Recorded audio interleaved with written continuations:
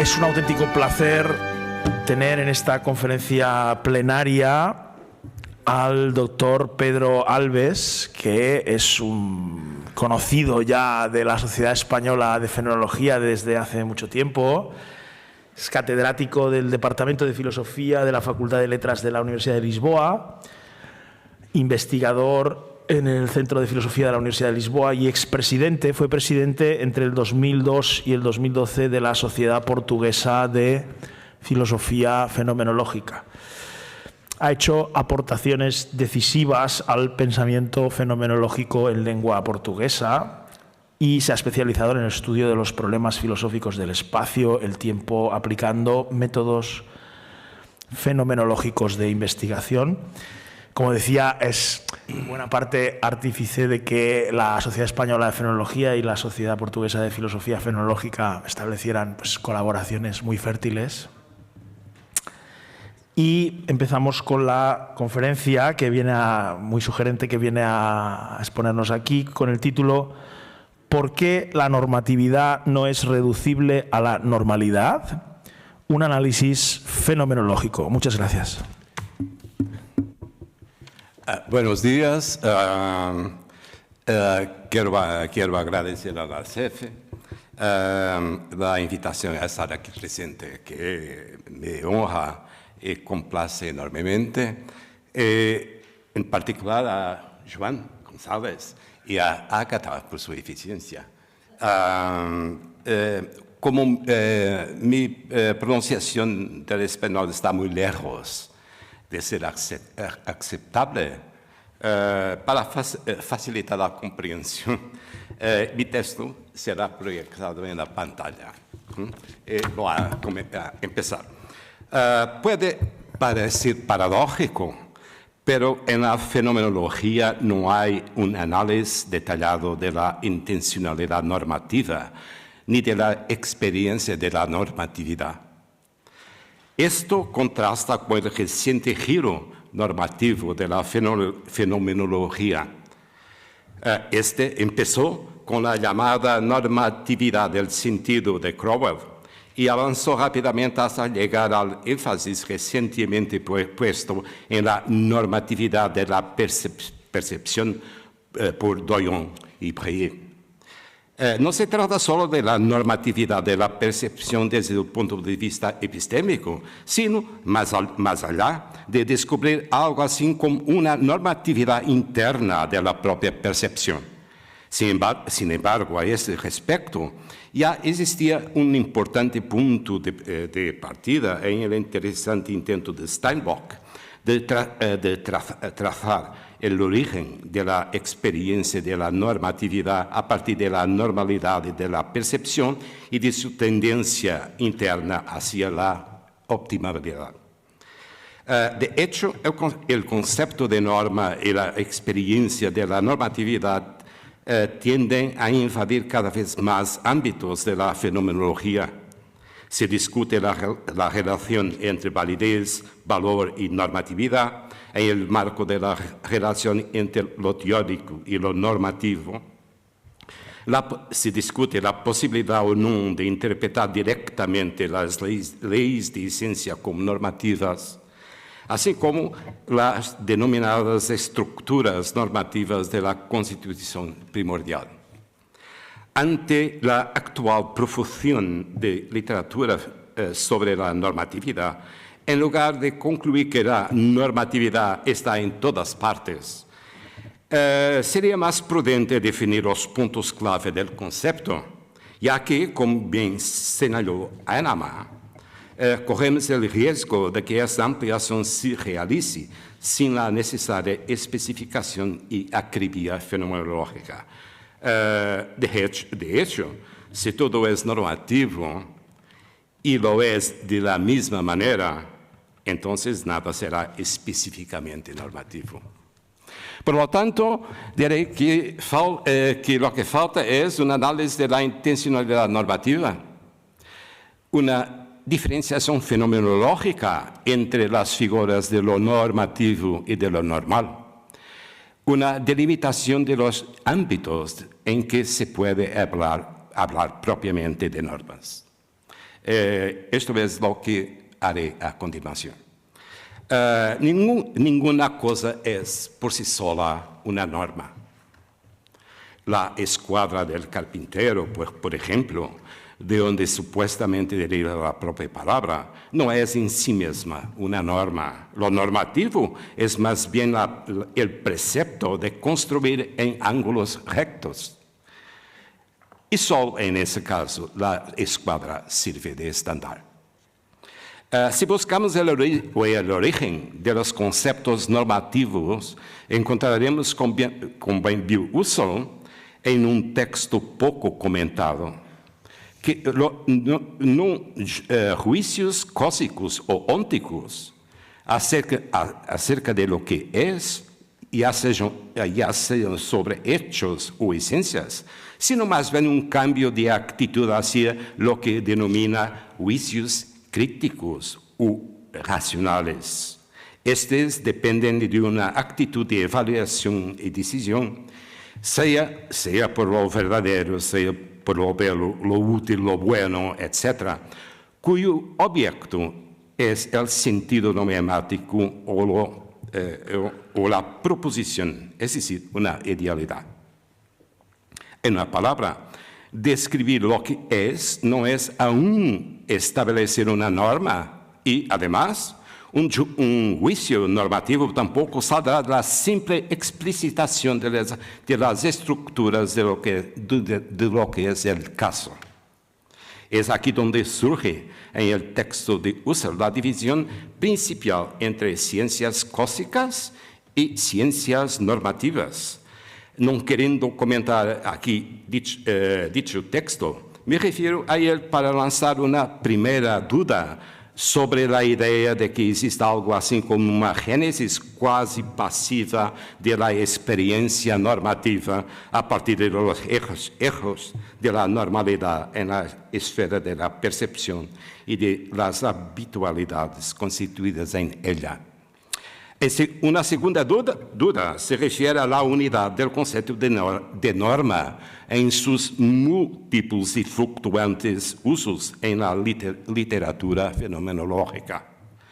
Stephen Coe intentó disciplinar esta multiplicidad distinguiendo entre el uso en un sentido estricto y en un uso uno más amplio. Segundo dice, el uso estricto tiene que ver con una regla para definir lo permitido o lo obligatorio. Sin embargo, sería el sentido amplio el interesante para la fenomenología, que define así, y cito, pero hay un sentido más amplio según el cual una norma es cualquier cosa que sirva como estándar de éxito o fracaso de cualquier tipo. Así, una ley promulgada es una norma al igual que las reglas del juego, como el ajedrez o el béisbol.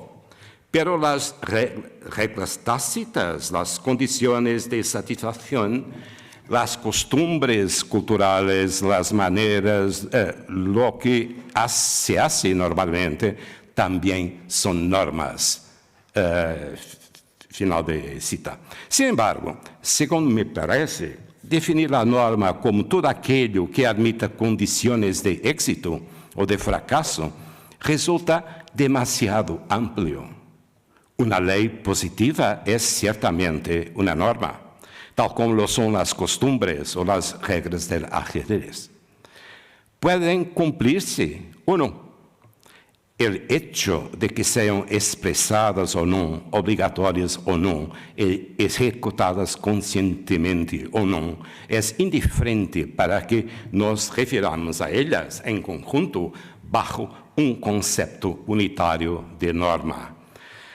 De hecho, estas variaciones no alteran la estructura normativa que todas comparten, pero, según Crowell, en el sentido que clasifica como amplio y más interesante para la fenomenología, no solamente, cito, todo lo que mide nuestro discurso y nuestro comportamiento también son normas, como aún la percepción tendría una normatividad, ya que puede tener éxito o fracaso.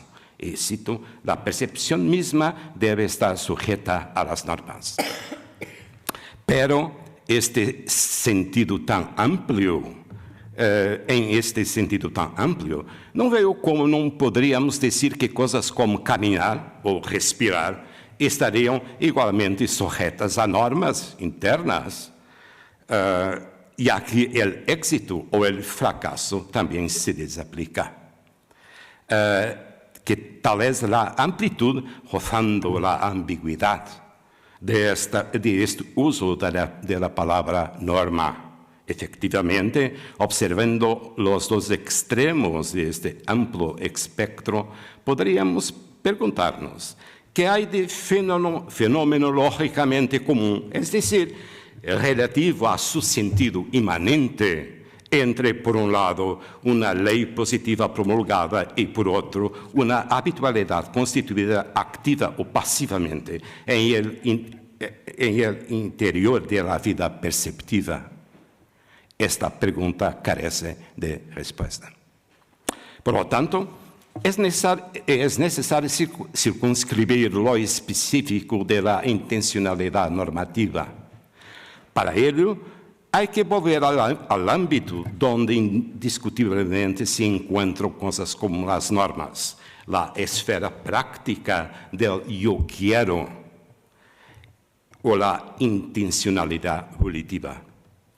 Una analogía con la estructura intencional de los actos objectivantes será una buena guía. En estos, como en todos los demás, se distingue la cualidad del acto y su materia intencional. En cuanto a la cualidad, se trata de actos dóxicos, que contienen una toma de posición. Esta puede variar desde la creencia hasta su contrario, la negación, pasando por un conjunto de matices intermedios, como la verosimilitud, la probabilidad, la dubitabilidad, etc. En cuanto al contenido intencional, tenemos, como es bien sabido, materias nominales y proposicionales articuladas lógico-sintácticamente, es decir, nombres y proposiciones. Por el contrario, una norma no es una aserción, no dice lo que es el caso, no es posicional. Su cualidad de acto consiste más bien en motivar el comportamiento y comprenderla, no es, por lo tanto, entender su contenido y creer o no en él, sino tener lo que se dice en ella con una razón que puede no ser exclusiva para actuar de una manera u otra. La cualidad de acto normativo se dirige a la esfera de la voluntad y no a la creencia o el ánimo. Su dominio no es ni el conocer ni el valorar, en lugar de los territorios de la cognición y de la axiología. Entramos con ellas en el dominio de la praxeología, en lugar de la fuerza asertiva o valorativa.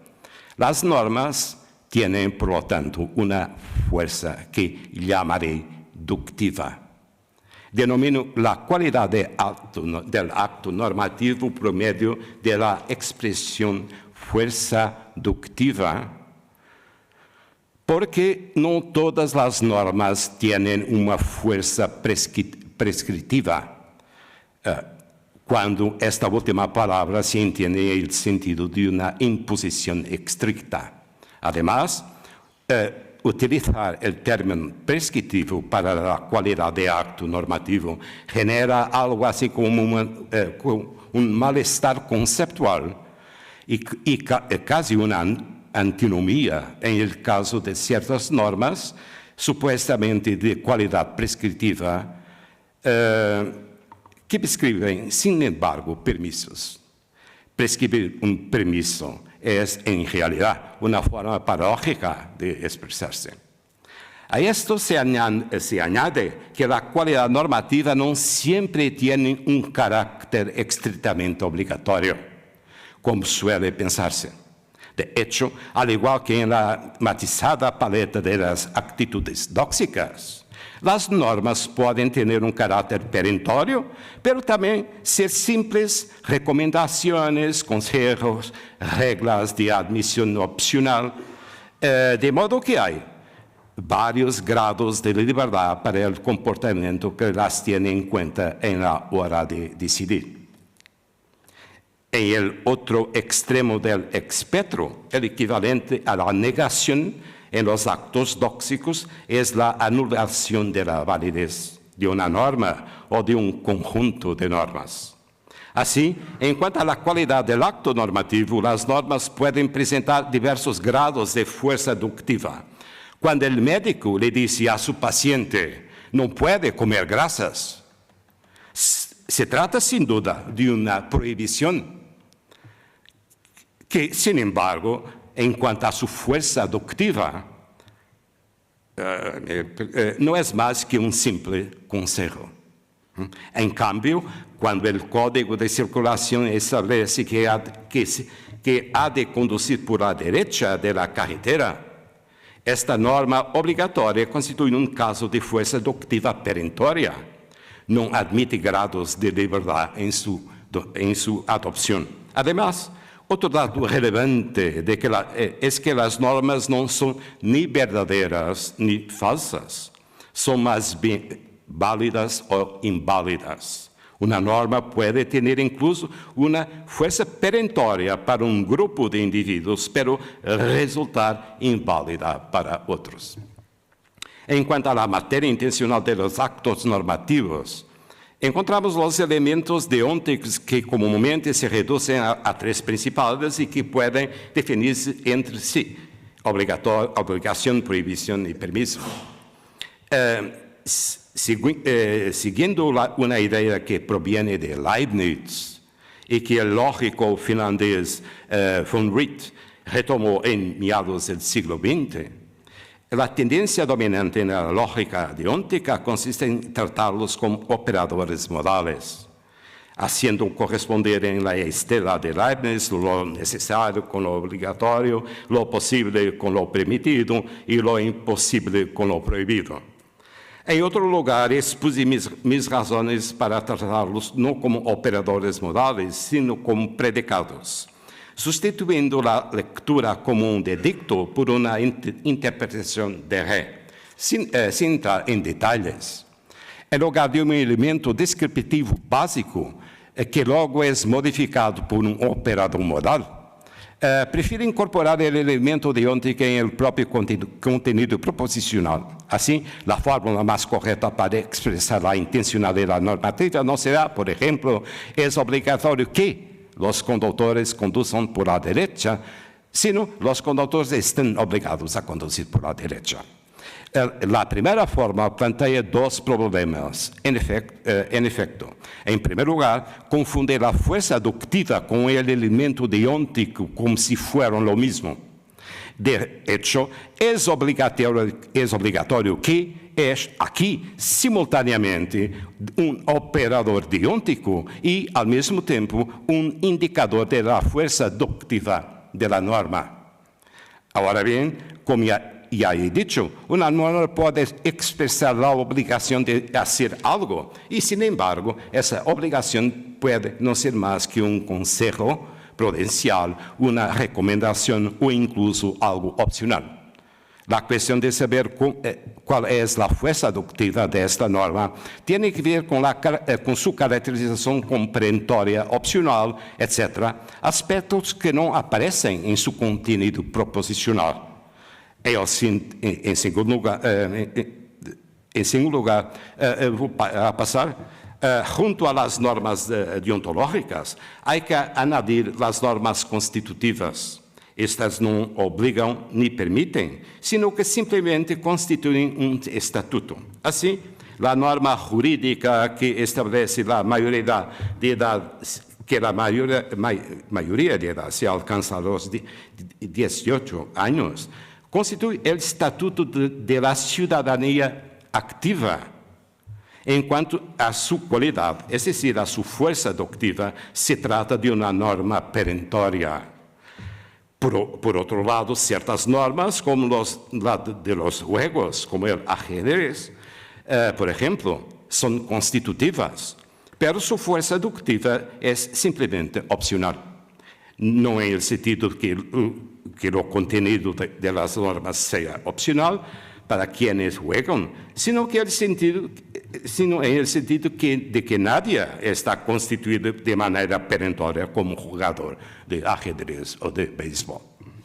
En todo caso, hay que distinguir entre, por un lado, la fuerza deductiva y, por otro, la materia normativa, que puede ser de carácter deontico constitutivo.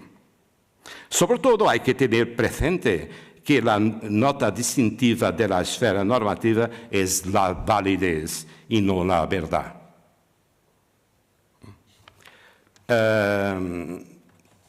Paso para la otra parte. ¿Sí? Sí, no. Ahí. Como Parker ha afirmado, es sobre normalidad y normatividad. Como Parker ha afirmado, cito, en términos sencillos, la normalidad se refiere en la sistemática general de la fenomenología husserliana a los temas importantes pero relacionados entre sí, a saber, la intersubjetividad y la problemática del mundo. Fin de cita. Esta observación incisiva significa que el tema de la normalidad interviene sobre todo en cuestiones relativas a la constitución del mundo y a su posición como mundo intersubjetivamente común.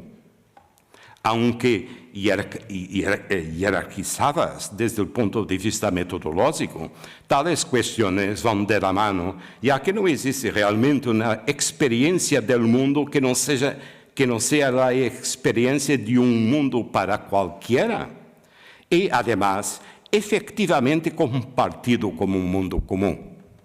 La normalidad aborda así cuestiones relacionadas con la experiencia, desde la pasividad hasta la percepción y más allá, y el conjunto de conexiones y superposiciones por las cuales el mundo experimentado por cada uno se convierte en un mundo único, accesible a cualquiera. Este extracto de la constitución mundana, perceptiva e intersubjetiva ya está presupuesto en las normas de la intencionalidad normativa que he analizado. Ahora bien, desciende la normatividad también hasta estos niveles más bajos de la constitución perceptiva de un mundo intersubjetivamente común. ¿Qué relación habrá entonces que establecer entre la normalidad y la normatividad? Antes que nada, hay un punto importante que debe subrayarse. Aunque pueda haber una conexión, se trata de esferas distintas, pero que hablar de normalidad no es eo ipso hablar de normatividad. El paso inmediato de una a otra es un claro non sequitur. De hecho, lo contrario de normal es anómalo, como suele escribir Husserl. Y anómalo no significa algo que es carecido de ley o norma, eso sería anomia, sino más bien aquello que es irregular, que no se desarrolla según la regla propia y se caracteriza por un impedimento o desviación. Así, la conexión entre normalidad y normatividad por una supuesta comunidad etimológica, de su contrario, la anomalía, resulta ser fruto de una falsa proximidad, pues aquí la regla que está en cuestión cuando se habla de la desviación denominada anómala no es una norma relativa a la praxis, sino lo que en fenomenología se denomina las leyes de esencia que sustentan la experiencia de un mundo intersubjetivamente común. En segundo lugar, hay que observar que la normalidad es aquí algo verificable internamente y no accesible únicamente mediante la comparación con un criterio o patrón independiente. La normalidad de la percepción y de los sistemas pasivo-afectivos que la sustentan se relaciona con una concordancia mutua general y con la ausencia de impedimentos en su desarrollo. Ustolavi habla a eso respecto de einstímica, de consonancia o coherencia y de su contrario, impedimento u obstáculo. Así, cuando, por ejemplo, una cadena perceptiva se interrumpe, se perturba por un dato no concordante, surge un conflicto. Y ese es el momento en que aparece la anomalía inmanente al curso del proceso perceptivo. Lo mismo puede decirse de las ortoestesías de los campos sensibles, de las sinestesías de los procesos de concordancia intersubjetiva en la constitución de un mundo circundante común. En general, la anomalía es una ruptura de la coherencia interna de los procesos intencionales constitutivos, que es visible y también corregible en el interior mismo de dichos procesos. Este es un punto que quiero, más abajo, este es un punto que quiero insistir. La oposición normal anómalo se percibe desde el interior y se relaciona con el desarrollo conforme a las reglas internas de los respectivos procesos intencionales. Si nos preguntamos cuáles son esas reglas, tendremos que responder que son regularidades cuya base son leyes idénticas que determinam necesidades para os casos individuais. Não se trata, pues, de la concordância de um processo intencional com um patrão externo, sino mais bem de seu desenvolvimento normal, em que normalidade significa a concordância com sua regra interna, precisamente la que describe la ley idética. El terreno de la normalidad es, por lo tanto, un terreno no normativo de mera descripción de lo que es. No se trata, como en la normatividad, de actos que concuerden o se desvían de su norma, pero que siguen siendo actos, incluso en el caso extremo de una desviación total. Se trata más bien de actos intencionales que o bien son normales, o en el caso de una anomalía total e incorregible, implosionan y colapsan internamente. El tercer punto que quiero destacar tiene que ver con la tendencia interna de los procesos perceptivos hacia la optimización, pero no solo de ellos. Esta característica... ¿Cuánto tiempo tengo? Esta característica ha sido bien descrita por varios autores, está presente en muchos de los análisis de Husserl. Sin embargo, el intento de ver en la tendencia a la optimización una forma primitiva de normatividad me parece improcedente. Y tengo una longa discusión de esta parte, pero voy a pasar porque el tiempo escasea para la parte final, omitiendo la discusión sobre la optimización y la supuesta normatividad que se crea en ella. A modo de conclusión, permitan, en primer lugar, la fenomenología tiene un método y una conceptualidad propias para abordar la esfera que regula la intencionalidad y la constitución intersubjetiva del mundo.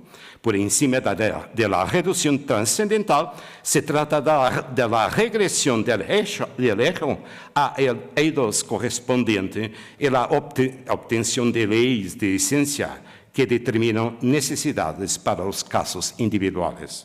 Se trata de describir lo que es, no en su facticidad, sino en las intuiciones de esencia correspondientes, es decir, en el plano de la pura posibilidad. Transformar tales legalidades de esencia con respecto a lo que es, en normatividades de lo que tiene que ser, es una operación de sustitución conceptual que se expone a dos paradojas.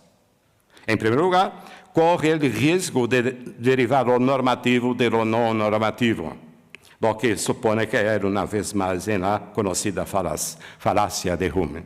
En segundo lugar, si todo lo que hay son normas, si todo es normativo, la intencionalidad, el sentido, la percepción, la pasividad, como han dicho, después del giro normativo en la fenomenología, entonces el universo de la normatividad absorbe el universo del ser y se queda, por así decirlo, suspendido en el aire. En segundo lugar, esto termina. 2 páginas. En segundo lugar, en general, las leyes de ciencia, tanto formales como materiales, no tienen nada de normativo. La ley de identidad, A igual a A, la ley del tercer excluido, así como las leyes de ciencia relativas a las diversas regiones ontológicas, no prescriben nada.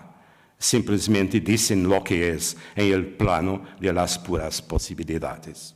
Del mismo modo, en la región no natural de la conciencia reducida, las leyes segundo las cuales la percepción es perspectivística o la intención se cumple en la donación de su objeto, para decir 2 ejemplos, tampoco tiene nada de normativo. Como bien vio Husserl, la normatividad comienza con la decisión de instituir un patrón de acción por encima de la mera positividad de los hechos o de las esencias. Así ocurre con la decisión de establecer las leyes lógicas como patrones de pensamiento, la evidencia como criterio básico de la verdad, lo mejor en cada caso como criterio práctico y, en el plano más genérico, con la decisión de llevar o no una vida que llama racional o auténtica. Voy a omitir la cita de Husserl. Tercero, si salimos de la cuestión del origen de los conceptos normativos y bajamos al mundo social, donde la normatividad es una de las estructuras que lo sostiene, encontraremos varios tipos de normas genéticamente distintos. Existen conexiones normativas entre individuos o grupos que remiten a una decisión de mutuo acuerdo, un contrato, una promesa aceptada, una asociación para la realización de cualquier fin. Son casos de este tipo. Suelo llamar sociabilitas a esta esfera del mundo social. Por el contrario, hay normas que no provienen de una posición de igualdad, sino de una relación jerárquica de poder, una orden dada a un subordinado, una ley estatal positiva, un reglamento interno de una empresa, son otros tantos casos ejemplares. Utilizo el término latino imperio para nombrar esta otra fuente bien distinta de la normatividad. Por último, hay normas que se aprenden casi de forma inconsciente y que ni siquiera necesitan de expresarse. Tiene que ver con el cambio, tiene que ver con el ámbito de las costumbres y tradiciones que conforman la identidad de los individuos en relación con grupos que reconocen como suyos. La diferencia entre mundo propio y mundo ajeno o extraño, que es matizada, se debe a esta distinta fuente de normatividad. Husserl la abordó mediante la distinción entre Heimfeld y Fremdwelt. Y en un valioso estudio ya mencionado aquí, Steinbock señaló su lugar en el marco husserliano de la fenomenología generativa. Suele designar esta tercera fuente de normatividad con el término estoico oikeiosis. Claramente, lo que decimos con esta expresión corresponde a la... voy a omitir este comentario. Yo diría entonces, para abreviarlo, en una fórmula simple que en cada uno de estos tipos de normatividad los individuos están constituidos por los diferentes principios del yo soy, que tiene que ver con una identidad profundamente constituida dentro de una comunidad, del yo puedo, que tiene que ver con los contornos de la acción posible dentro de una red jerárquica de poder, y finalmente el yo quiero, que se refiere al sistema de intercambios basado en una decisión libre. En cuanto a la cuestión más importante que he abordado aquí, terminaré diciendo lo siguiente: no todos los tener que ser tienen el mismo significado. Hay un tener que ser lógico, como cuando se afirma que una cierta conclusión tiene que derivarse de determinadas premisas. También hay un tener que ser ontológico, como cuando se afirma que una percepción tiene que ser perspectivística e incluir una dimensión sinestésica variando en torno a una zona óptima de donación. Por último, hay un tener que ser verdaderamente normativo, que se refiere a la fuerza deductiva que motiva el comportamiento. Hay algo esencial en común entre el segundo y el tercer sentido. Me inclinaría a decir que no, pero este es el punto en debate. Gracias.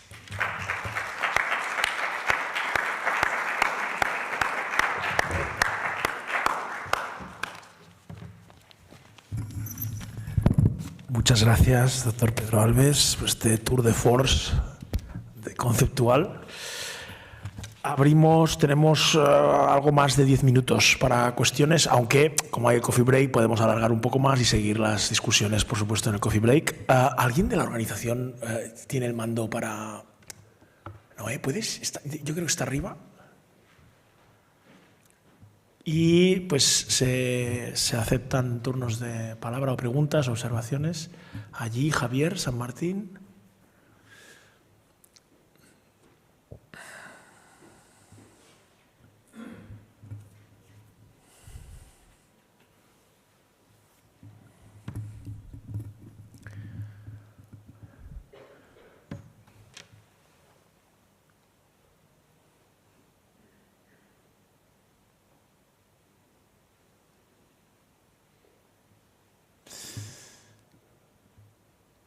Están encendiendo el micro, ahora vamos a...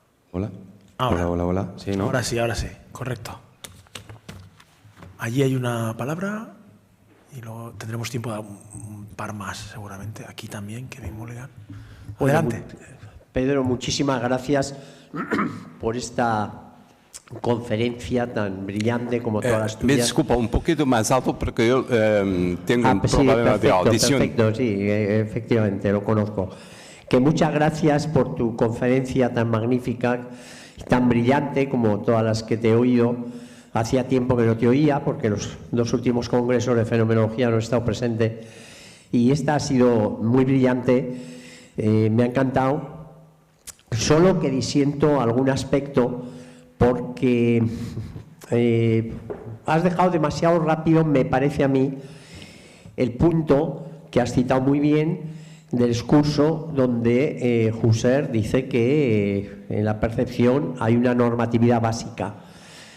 Y has dicho muy bien, si todo es normativo, nada es normativo. Lo que pasa es que en este caso Husserl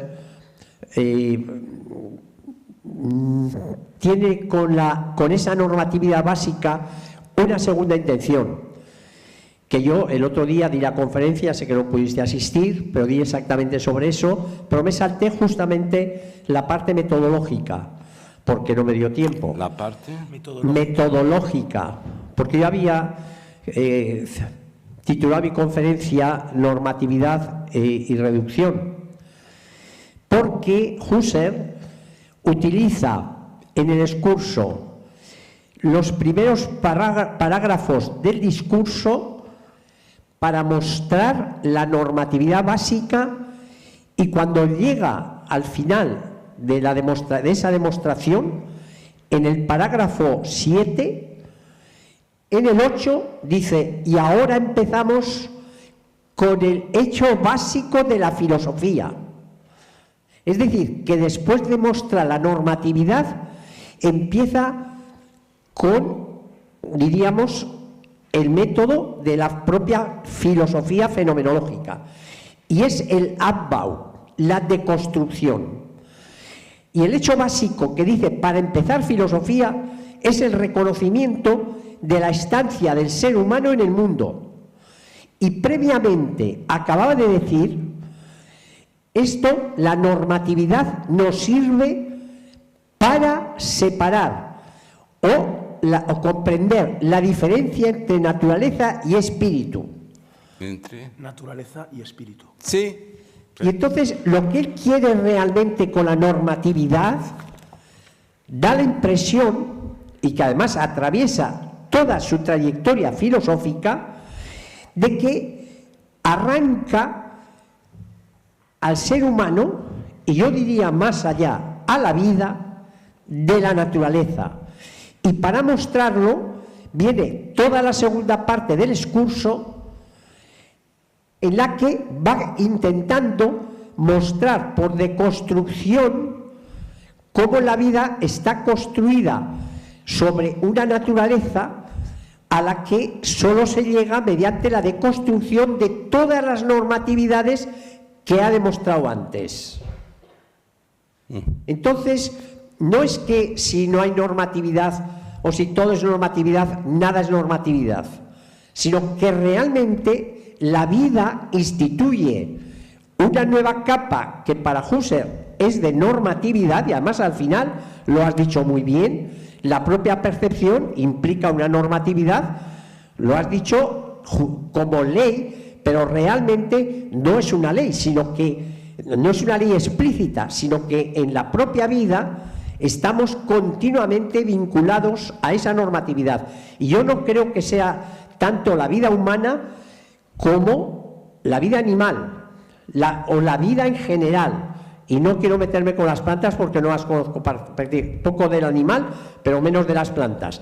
Pero la vida como tal instituye una normatividad, y es lo que creo que Husserl persigue siempre con la diferencia naturaleza-espíritu. Sí. Vale. Es que me resumí, es acerca de la naturaleza-espíritu. Sí. Gracias por tu comentario. No sé cuál es el foco principal, pero te diré el siguiente. Hay una diferencia entre naturaleza y espíritu, y esa diferencia tiene que ver con la esfera de la normatividad. Pero, estamos de acuerdo cuanto a eso.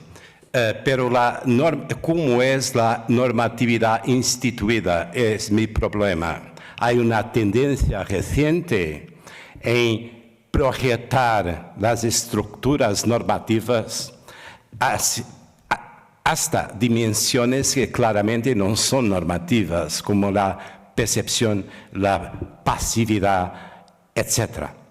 Entonces, mi punto es que si vas a describir esas estructuras perceptivas y más bajas aún por el lenguaje normativo, perdes la unidad del concepto de normatividad, porque lo que encuentras es el nivel que Husserl llama el nivel del Geist, espíritu. No es comparable a esas estructuras básicas que estás describiendo con una lenguaje que Husserl no utiliza, que es el lenguaje de la normatividad. Entonces, la normatividad existe, pero depende de una toma de posición, que usted piensa como una toma de posición racional. Cuando se comparan los dos planos, me parece un non sequitur y una pérdida de la unidad del concepto de norma, decir que la normatividad, que depende de una decisión racional que instituye el dominio del espíritu, ya está preconstituida en estructuras que no son normativas de todo. Entonces, si quieres encontrar una pasividad de la normatividad, yo la buscaría no en la percepción, pero en el deseo, en la abolición, en la esfera predicativa. Entonces, me parece un poco equivocado esta tendencia reciente de hablar de normatividad de la percepción y de otras cosas. Pero creo que estamos de acuerdo. Gracias. A ver, como hemos empezado un poquito más tarde, vamos a alargar. El coffee break dura después más tiempo, ¿eh? O sea que no tenemos por qué atropellarnos. Pero bueno, me parece que es bueno abrir debate. Aquí Kevin tiene otra pregunta y luego tendríamos tiempo de una más. Y ya.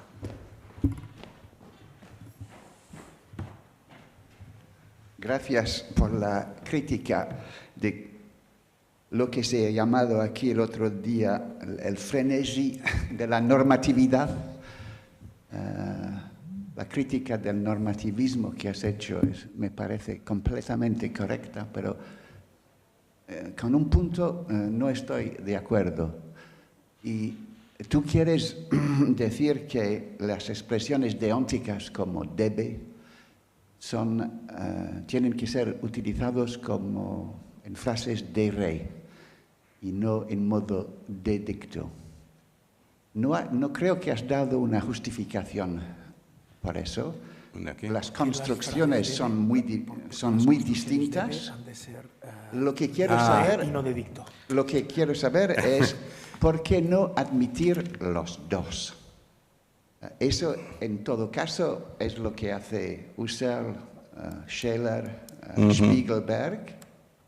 Y una razón es que sin el deber de dicto no se puede formular una de las tesis fundamentales en la fenomenología, que es que si una proposición deóntica tiene una fundación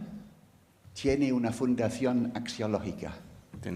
Sin el deber de dicto no se puede formular. ¿Puedes repetir el último trozo? Si una proposición normativa deóntica tiene una fundación, esta fundación es axiológica. Para tomar un ejemplo muy sencillo, la expresión usada de Husserl y Scheler para el deber de dicto es soll sein, Tú hablas de tun sollen. Ellos dicen hay que usar los dos. ¿Por qué? Porque, por ejemplo, si es verdad que el placer debe existir, eso es porque el placer es bueno. No se puede formular este tipo de fundación sin el deber de dicto, en mi opinión. Voy a contestarte rápidamente. No, es imposible aquí entrar en las razones de pormenor. He escrito un largo artículo sobre eso. No voy ahora a rediscutir. Pero mi problema principal era que al contrario de lo que Husserl había dicho en Prolegómenos, que hay una precedencia de las proposiciones teóricas sobre las normas y que las normas se derivan de las proposiciones teóricas. Mi tentativa fue de pensar lo normativo y lo teórico como dos esferas equiprimordiales, no jerarquizadas. Cuanto a tu cuestión, plenamente de acuerdo, hay un estrato axiológico en la base de la normatividad.